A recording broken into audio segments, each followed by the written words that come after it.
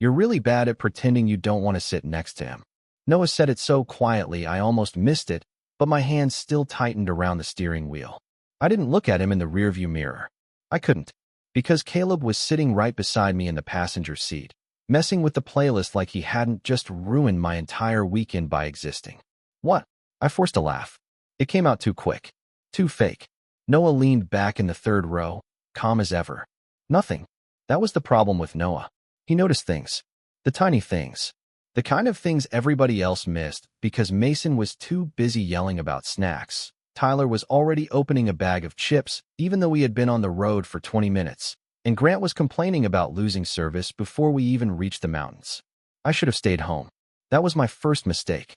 My second mistake was convincing myself this cabin trip would help me get over Caleb Brooks. 5 guys, 1 long weekend, no bars, no apps, no excuses to sit alone in my apartment thinking about the way Caleb smiled at me when he thought nobody was watching. That was the plan. A clean break. Fresh air. Stupid card games. Maybe some hiking if Grant stopped whining long enough. Then Caleb climbed into my car wearing a gray hoodie, a backward cap, and that easy grin that always made normal breathing feel like extra work. Shotgun, he called before anyone else could move. And just like that, my plan died in the driveway. You're quiet, Caleb said, glancing over while scrolling through my phone. I'm driving. You can drive and talk. Not with Mason trying to eat beef jerky directly into my ear. That's called road trip culture, Mason yelled from the back. Caleb laughed under his breath. Low, warm, annoyingly familiar. My stomach did that stupid little drop it always did when he laughed at something I said. It meant nothing. That was what I kept telling myself. Caleb laughed with everyone, touched everyone's shoulder, leaned close when he talked, remembered small things like your coffee order or that you hated sleeping with socks on. He was just like that. Friendly, casual, safe for everyone except me. Because I noticed too much. I noticed his knee brushing mine every time the road curved. I noticed the cedar smell of his hoodie when he leaned over to fix the music. I noticed when his fingers hovered near mine on the console for 1 second too long before he grabbed the charger. You good? He looked at me then. Really looked. Not long enough for anyone else to catch, but long enough that my chest tightened. Yeah. I cleared my throat. Just trying not to kill us before we even get there. Appreciate that. His mouth twitched. Would be a bad start to the weekend. I smiled because I had to. Because if I didn't, my face might do something honest. Outside, Denver thinned behind us, the highway stretching toward dark green hills and a sky that looked colder than the weather app promised. Everyone in the back kept talking over each other. Someone dropped a soda. Mason accused Tyler of war crimes over the smell of salt and vinegar chips. Grant asked for the Wi-Fi password to a cabin we hadn't reached yet. And through all of it, Caleb stayed beside me, shoulder relaxed, leg close, like this was easy. Like being near me didn't change anything. I wanted that. I wanted easy. I wanted to be the kind of guy who could sit next to his friend for 3 hours without wondering what his hand would feel like in mine. Then Caleb reached over, tapped my wrist lightly, and pointed at a gas station sign. Pull off here. We should grab ice before civilization ends. His fingers were gone almost instantly. Barely a touch. Nothing. But my pulse jumped anyway. I heard Noah shift behind us. When I glanced in the mirror, he was watching me again. Quiet. Knowing. I looked away first. That was when I realized this trip wasn't going to help me bury my secret. It was already digging it up. By the time we pulled into the gas station, I had convinced myself Noah was wrong. Mostly. Maybe. I parked beside pump 4, cut the engine, and immediately regretted the silence. Road noise disappeared. Mason stopped yelling. Tyler stopped crunching. For half a second, all I could hear was Caleb breathing beside me and the soft click of his seat belt coming undone. Ice, Grant announced like he was leading a military operation. Bathroom, Tyler added. Snacks, Mason said. Obviously. Everyone climbed out at once, doors opening, cold air rushing in, the whole car suddenly loud again. I stayed behind to grab my wallet from the center console. That was my excuse. Really, I just needed 2 seconds without Caleb's knee near mine. Then the passenger door opened again. Caleb leaned back in. You coming? I looked up too fast. Yeah. My wallet slipped from my hand and dropped between the seats. Perfect. Very normal. Very cool. Caleb grinned like he was trying not to laugh. You okay, Miller? I dropped my wallet. People do that. Sure.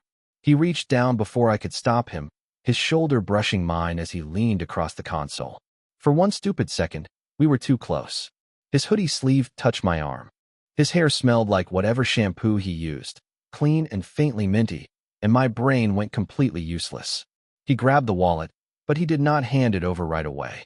Instead, he held it between two fingers and looked at me. "You have been weird today." My throat tightened. "I am always weird." No, his voice softened a little. "Today is different." That should not have hit me like it did. It was just a sentence. A normal observation.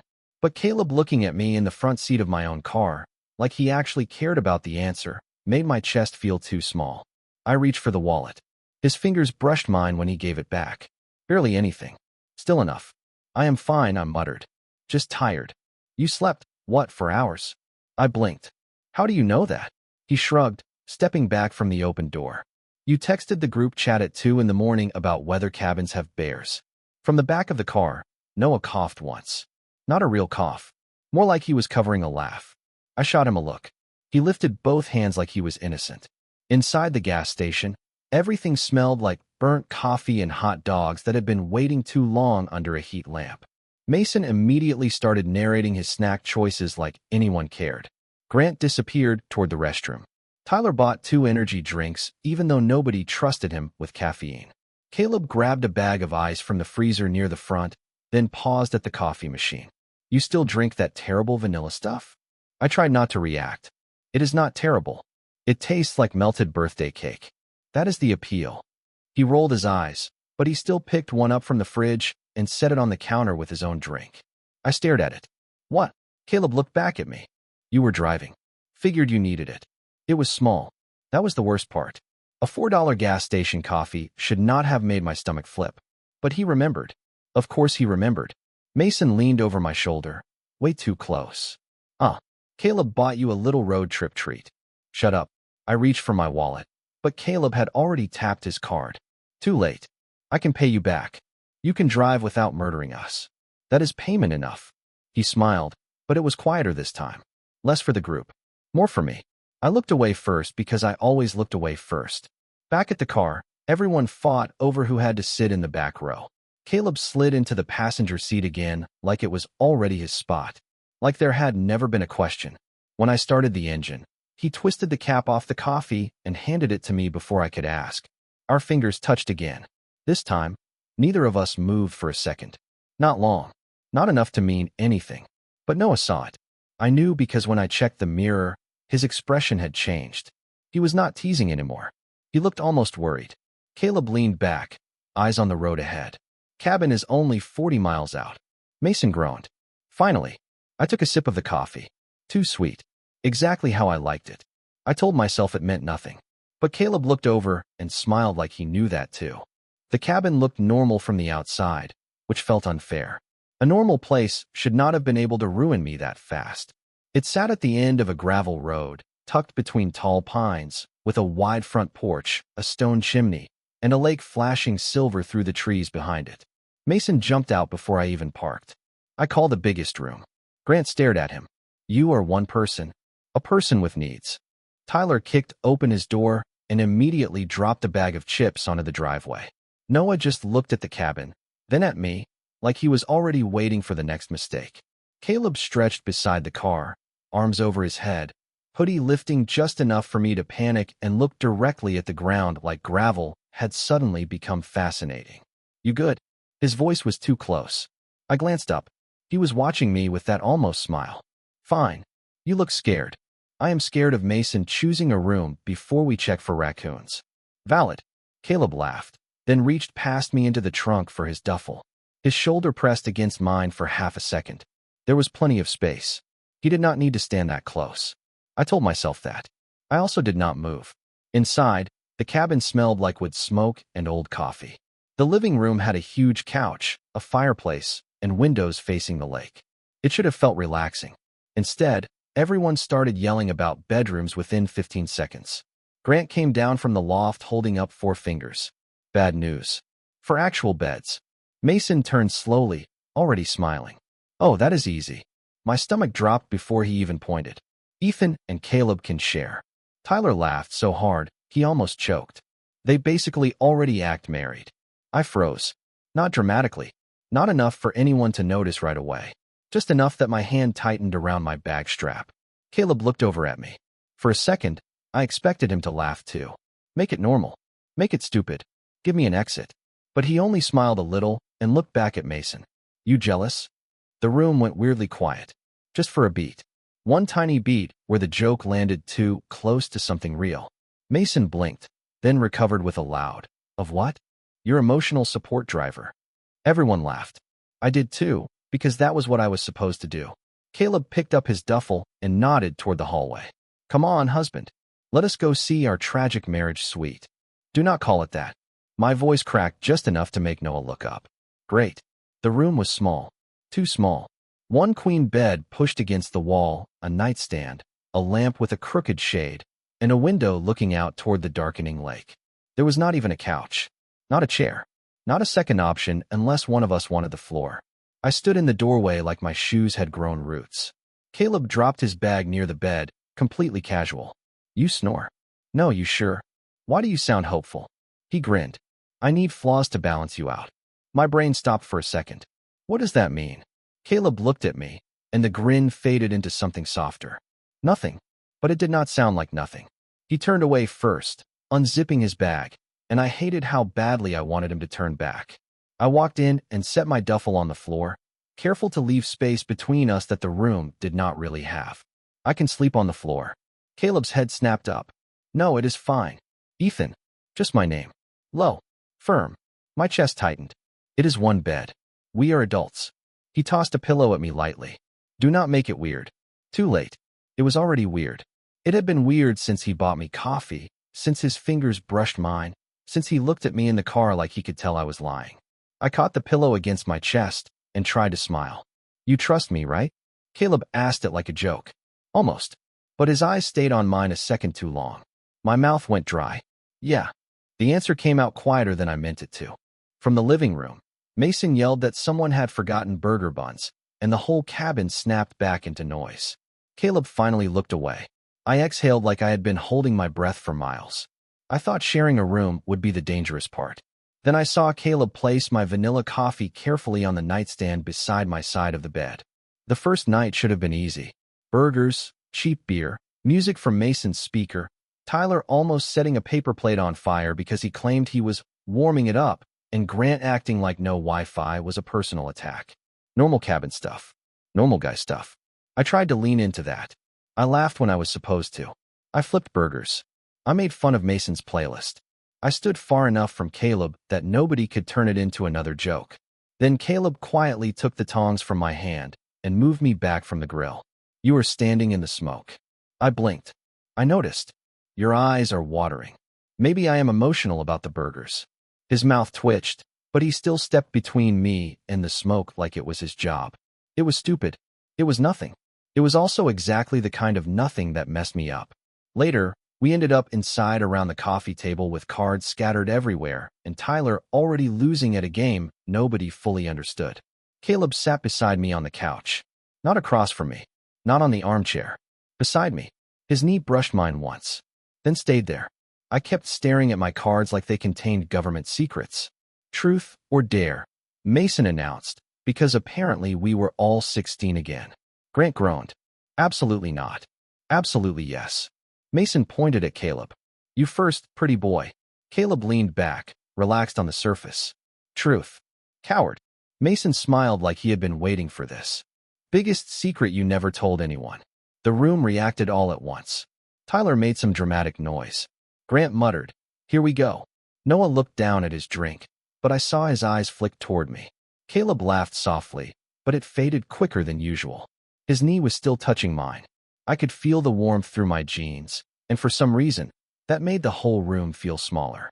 Biggest secret. Caleb rubbed his thumb along the edge of his card. I do not know.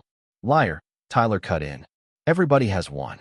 Caleb stared at the cards for a second too long. There was someone in college. My chest tightened so fast it almost hurt. Someone.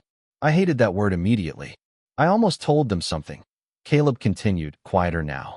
Then I freaked out and acted like it never happened. Mason's grin softened into confusion. That is your scandal? I did not say it was a scandal. Was it a girl? Tyler leaned forward. Caleb did not answer right away. That was the first thing I noticed. The pause. The way his jaw moved once. The way his eyes shifted, not to Tyler, not to Mason, but to me. Just for a second. My stomach dropped. Then he gave a half shrug. Does it matter? The room went quiet. Too quiet. Grant coughed into his drink. Mason looked like he wanted to joke, but could not find one fast enough.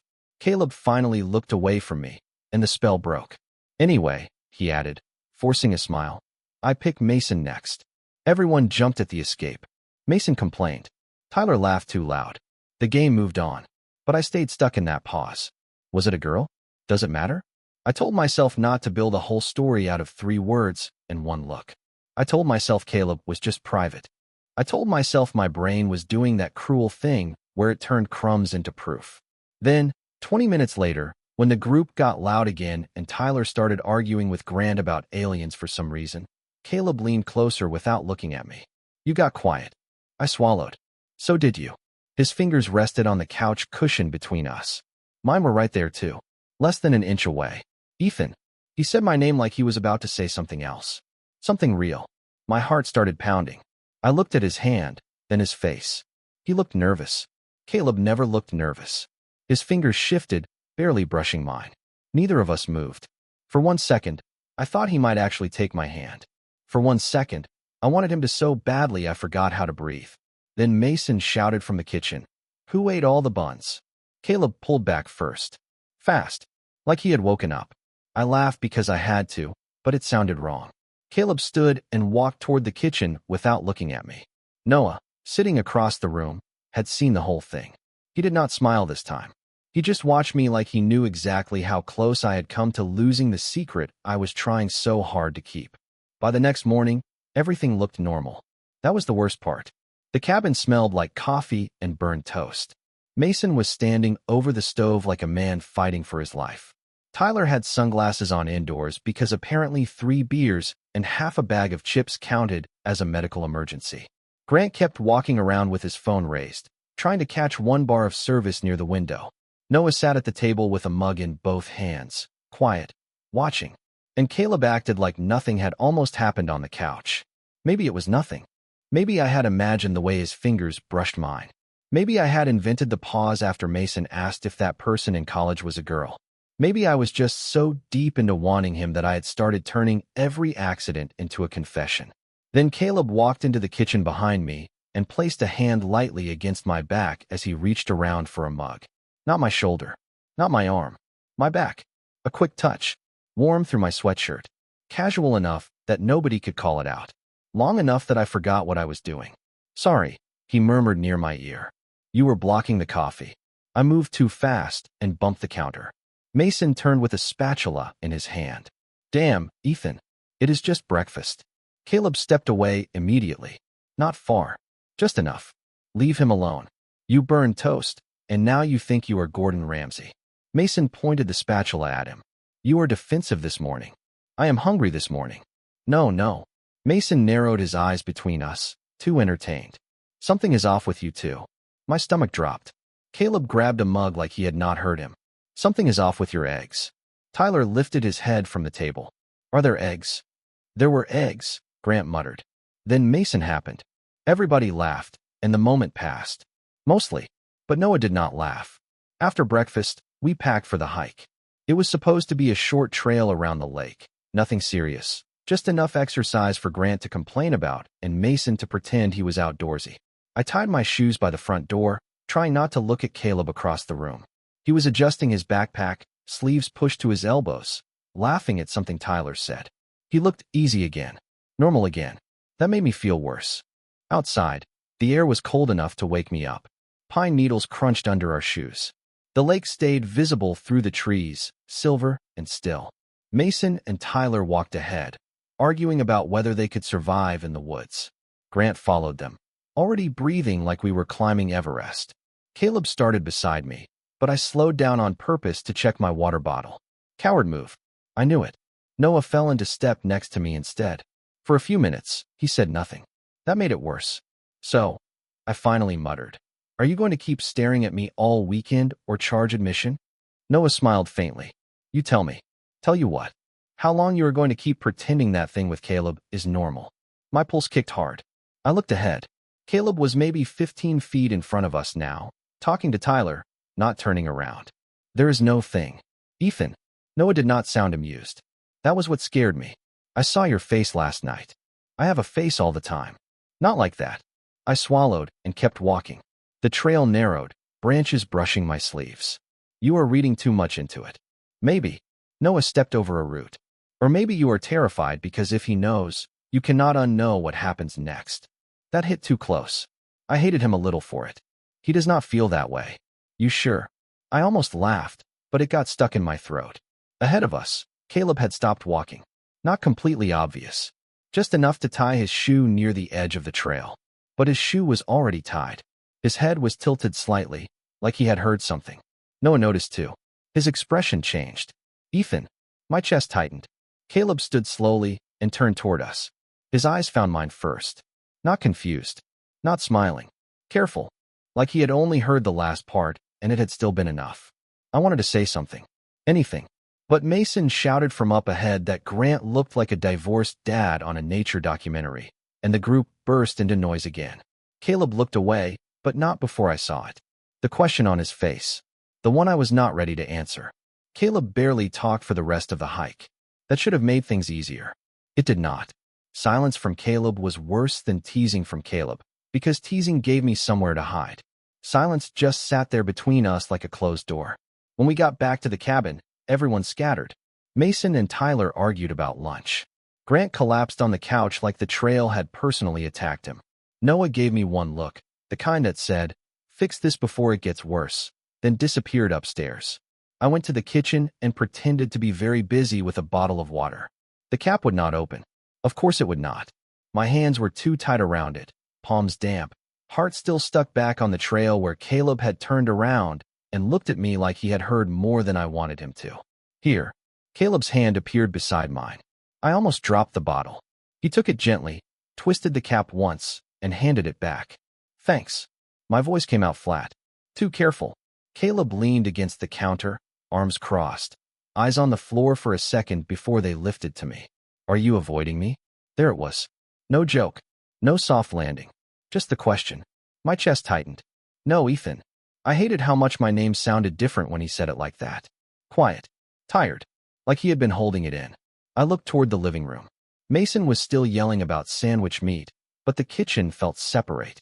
Smaller. I am not avoiding you. Caleb nodded once, but he did not believe me. Okay. Somehow that was worse than if he argued. He pushed off the counter and started to leave. My stomach dropped. Wait. He stopped. Did not turn around right away. I could see the tension in his shoulders under the hoodie. I gripped the water bottle until the plastic crackled. You heard Noah, right? Caleb turned then. Slowly. Part of it. He was messing with me. Was he? I wanted to say yes. I wanted to laugh and make it stupid. I wanted to pull the emergency brake on the whole conversation before we crashed into something we could not fix. But Caleb was watching me too carefully, and I was tired. So tired of pretending. I do not know. The words came out smaller than I meant them to. Caleb's expression changed. Not shocked. Not exactly relieved. Just softer, like something in him had unclenched. For a second, neither of us moved. Then Tyler's laugh exploded from the living room, and I flinched like we had been caught doing something wrong. Caleb noticed. Of course he did. Come outside. What? Just for a minute. He did not wait for everyone to approve it. He walked through the back door onto the porch, and after one miserable second, I followed him. The air was colder out there. The lake sat behind the cabin, gray and still, with pine trees crowded around it. Caleb stood at the railing, both hands wrapped around the wood. I stayed near the door because distance felt safer. He noticed that too. You keep doing that. Doing what? Stopping yourself from standing near me. My throat went dry. Maybe I just like personal space. Caleb let out a quiet laugh, but it did not last. No, you do not. I looked at him then. Really looked. His face was calm, but his eyes were not. He looked nervous. Caleb Brooks, who could make a whole room feel easy, looked like he did not know where to put his hands. Last night, he started, then stopped. His jaw flexed. On the couch. My pulse jumped. It was nothing. The lie came too fast. Caleb looked down and smiled once, almost sad. That is the problem. I could barely breathe. What is? He turned toward me fully. It did not feel like nothing to me. Everything went quiet. Not actually. I could still hear Mason inside, the floorboards, the faint hum of the fridge through the wall. But all of it moved far away. Caleb stepped closer. Not much. Just enough that I had to tilt my head to keep looking at him. I do not know what I am doing, he admitted. I keep telling myself I am just being weird because we are stuck here and everyone keeps making jokes. But he rubbed the back of his neck, frustrated with himself. I noticed before this weekend. My heart hit hard once. Noticed what? His eyes stayed on mine. You. That one word did more damage than any confession could have. I looked away because I had to, because if I kept looking at him, something honest was going to happen on my face. Caleb's hand moved, slow enough that I could stop him. His fingers touched my wrist. Not grabbing. Just there. Warm against the cold air. I did not want you to pull away. My breath caught. I should have said something. I should have asked what he meant. I should have been brave for 1 second. But the back door swung open, and Mason's voice cut through the porch. Yo, are you two having a dramatic lake moment, or can we eat? Caleb's hand slipped away. Fast, but not fast enough. Mason's eyes dropped to my wrist, then back to Caleb's face. His grin started, then faded when neither of us laughed. And that was when I realized the secret was not buried anymore. It was standing right there with us on the porch. For one awful second, nobody moved. Mason stood in the doorway with one hand still on the handle, his grin frozen halfway on his face. Caleb was beside me, too close to pretend we had just been talking about sandwiches. My wrist still felt warm where his fingers had been. I pulled my sleeve down without thinking. Small movement. Stupid movement. But Caleb saw it. His face changed before I could explain. Not a lot. Just enough. The softness disappeared, replaced by something careful and blank. We are coming, he told Mason, then stepped past him into the cabin. No joke. No smile. No look back. My chest tightened so hard I almost followed him on instinct. Mason watched him go, then looked at me. Did I just walk into something? No, another lie. I was getting worse at them. Mason raised both eyebrows. Okay. He dragged the word out, but quieter than usual. That scared me more than teasing would have. Inside, lunch felt like a scene from a show where everyone knew something was wrong except the characters pretending they did not. Tyler talked too loud about a raccoon he claimed he saw near the trash cans. Grant argued that raccoons did not count as wildlife if they looked judgmental. Noah sat across from me, eyes moving between me and Caleb. Caleb barely ate. He kept his attention on his plate, his shoulders relaxed in that fake way people use when they are trying very hard not to look hurt. I wanted to kick myself. I wanted to lean across the table and say, I was not pulling away from you. I was scared Mason saw. I was scared everyone saw. I was scared because the second you touched me, I wanted everyone to disappear. Instead, I stabbed a pickle with my fork like an idiot and said nothing.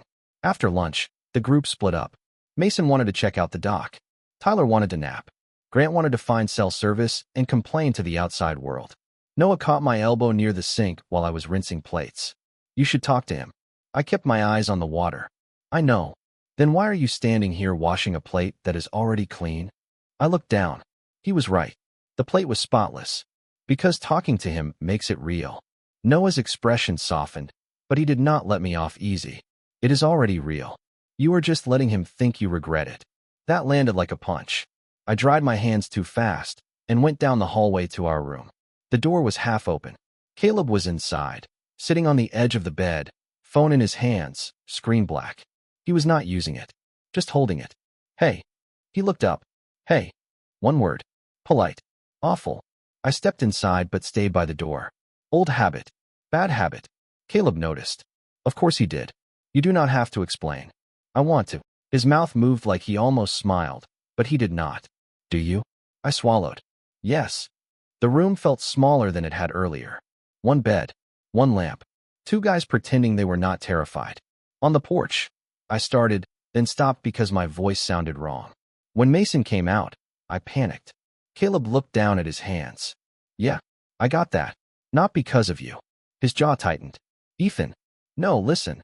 I finally moved closer. Not much, but enough. I did not pull away because I was ashamed of you.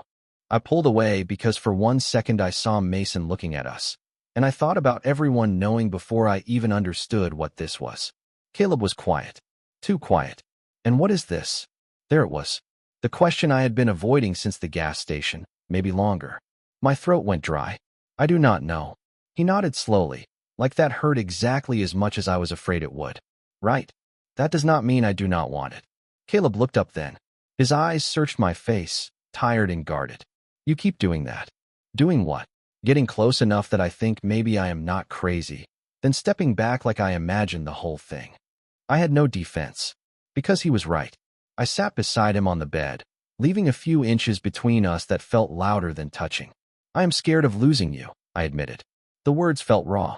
Embarrassing. True. Caleb's shoulders dropped a little. I am scared too. That surprised me. You are. He laughed once, quiet and humorless. Ethan, I told you I noticed you, and then Mason caught me touching your wrist like some dramatic idiot by a lake. Yeah, I am scared. Despite everything, I almost smiled. Caleb saw it and looked away, but the corner of his mouth moved too. The room softened. Just a little. Then from the hallway, Mason yelled, If you two are done emotionally processing, we are going to the dock. Caleb closed his eyes. I covered my face with one hand. For the first time since the porch, we both laughed. Not enough to fix everything, but enough to breathe again. Caleb stood first and offered me his hand like it was nothing. Like it was everything. I stared at it for half a second too long, then took it. He pulled me up, and this time, when my fingers stayed in his for one extra beat, I did not let go first. But Caleb did. The dock was colder than it looked. Wind came off the lake in sharp little cuts, enough to make Tyler complain within 5 minutes, and Grant announced that nature was overrated. Mason tried to skip rocks and failed so badly, even Noah laughed. Caleb stood near the end of the dock with his hands in his hoodie pocket, staring out at the water like it had answers. I stayed closer to the shore, because apparently that was my thing now. Staying almost close enough. Almost honest enough. Almost brave enough. After a while, the others got bored and headed back up to the cabin, arguing about dinner and whether Tyler could be trusted near an oven. Noah lingered for 1 second beside me. Do not make me come back out here. Then he left too. Subtle as a brick. Caleb heard it. I knew he did because his mouth twitched, but he still did not look at me. I walked down the dock slowly. The boards creaked under my shoes. So Noah is terrifying now. Caleb gave a quiet breath that was almost a laugh. He has always been terrifying. He just hides it under cardigans. I stopped a few feet away from him. Not too close. Not far enough. Can we stop doing this? That made him turn. His eyes found mine, careful again. Doing what? My hands were cold, so I shoved them into my jacket pockets. Pretending we are fine every time someone walks into the room. Caleb looked away first, toward the lake. I thought that was what you wanted. There it was. The part one had caused. The part one had to fix. No, my voice came out low. It is not. He nodded once, but it did not look like he believed me yet. You pulled your sleeve down like I burned you. My chest hurt. I know. That messed with my head. I know. Because I was already freaking out. His voice stayed steady, but his fingers tightened around the dock railing. I was trying not to. I kept telling myself I was just confused. That the cabin made it weird. That everyone joking made it feel bigger than it was. He paused, jaw tense. Then I touched your wrist, and it did not feel confusing. I forgot how to answer. Caleb laughed once, barely there. Great. Now I sound insane. You do not. I stepped closer. 1 board. Maybe 2. You sound like me. He looked at me then. Really looked. The kind of look I had been avoiding all weekend because it did not leave room for lies. How long? He asked. No build-up. No escape. My throat went dry. Too long. His face softened. Ethan. I tried to stop. The words came fast now, not polished, not brave, just tired. Before this trip. During this trip. Every time you smiled at me, or bought me coffee, or acted like sharing a bed was normal, I kept telling myself you were just being you. Caleb's eyes dropped for a second, then came back. I was not just being me. My pulse hit hard. What? He turned fully toward me, shoulders tense under his hoodie. Not always. The wind moved between us. Cold. Quiet. When I bought the coffee, I wanted to see if you noticed. I noticed. When I sat next to you on the couch, I knew what I was doing. My breath caught. Caleb swallowed. When Mason said we acted married, I liked it more than I should have. I stared at him, and for once, I did not look away. Caleb, I do not have a label ready. His voice lowered. I do not know what to call this yet. I just know I do not want to go back to pretending I do not look for you in every room. That did it. Something in my chest cracked open, quiet and terrifying. I moved closer until there was barely a foot between us. I do not need you to have all the words. His eyes searched mine. What do you need? My hand came out of my pocket before I could overthink it. I held it there between us, palm open, probably shaking. Start with not letting go first. Caleb looked down at my hand. For 1 second, he did not move, and my stomach dropped. Then his fingers slid into mine. Slow, warm, careful, like he wanted to make sure I knew he was choosing it. Neither of us said anything. We just stood there on the dock, holding hands like it was the smallest thing in the world and the biggest thing that had ever happened to me. From the cabin, Mason's voice carried faintly through the trees. If they are kissing out there, I called it. Caleb closed his eyes. I laughed under my breath, embarrassed and stupidly happy. He squeezed my hand once.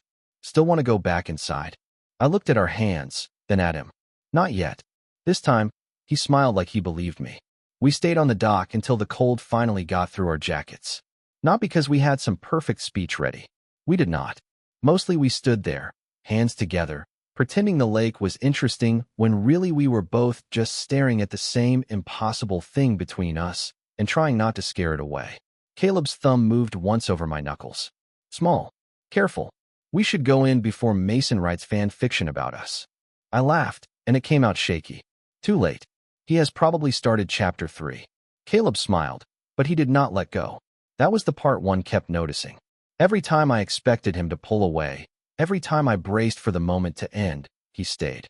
We walked back toward the cabin side by side, hands between us, visible if anyone looked. And of course, everyone looked. Mason was standing by the kitchen counter with a bag of chips in one hand and the most annoying expression I had ever seen on a human face. Tyler looked from our hands to our faces, then slowly took off his sunglasses even though it was almost dark outside. Grant just blinked. Noah, sitting at the table with a deck of cards, smiled into his mug like he had already known the ending. Well, Mason said, dragging it out. This is shocking. I am shocked. Nobody could have predicted this. Mason, Caleb warned, but there was no heat in it. Mason lifted both hands. I am being supportive. Tyler pointed at him. That is not what supportive sounds like. Fine. Mason looked at us again, softer this time. Cool. Seriously. Cool. That should have embarrassed me more than it did. Maybe it would have the day before. Maybe I would have dropped Caleb's hand and pretended I needed water or a jacket or a quick escape from my own life. But Caleb's fingers tightened around mine once, not asking, just reminding me he was there. So I stayed. Are we playing cards or holding a press conference? I muttered. Grant nodded toward the table. Cards. Please. I cannot emotionally process before dinner. Everyone laughed, and just like that, the cabin started breathing again. Not exactly the same. Better, maybe. Mason still made jokes, but he pulled them back before they got sharp. Tyler asked if this meant Caleb got permanent shotgun now. Noah dealt cards like nothing in the world had changed, except his smile kept giving him away. Caleb sat beside me on the couch, closer than before. Not hidden, not dramatic, just close. At one point, his knee pressed against mine, and this time I did not pretend not to notice. I pressed back. His hand found mine under the edge of the blanket, and when Mason glanced over, I let him see. That was the strange thing about being found out. I had spent so much energy fearing the moment everyone knew, like the truth would break the room open. But the room did not break. The fire kept popping. Tyler still lost every round. Grant still complained. Mason still ate everybody's snacks. And Caleb still looked at me like I was not something he wanted to hide from. The next morning, we packed the cars under a pale gray sky. The weekend was ending, but it did not feel like going back. Not really. Caleb threw his duffel into my trunk, then paused by the passenger door. Still okay if I ride shotgun? I looked at him, then at Mason, who was already opening his mouth. He called it forever ago. I cut in. Mason grinned. Marriage rules. Shut up. But I was smiling when I said it.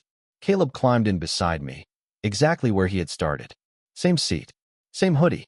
Same stupidly warm smile. Only now, when his hand rested on the center console near mine, I did not spend 20 miles pretending I had not noticed. I reached over and touched his fingers first. He looked down, then back at me. No big speech. No promise we were suddenly fearless. Just Caleb, quiet and real, saying, "There you are."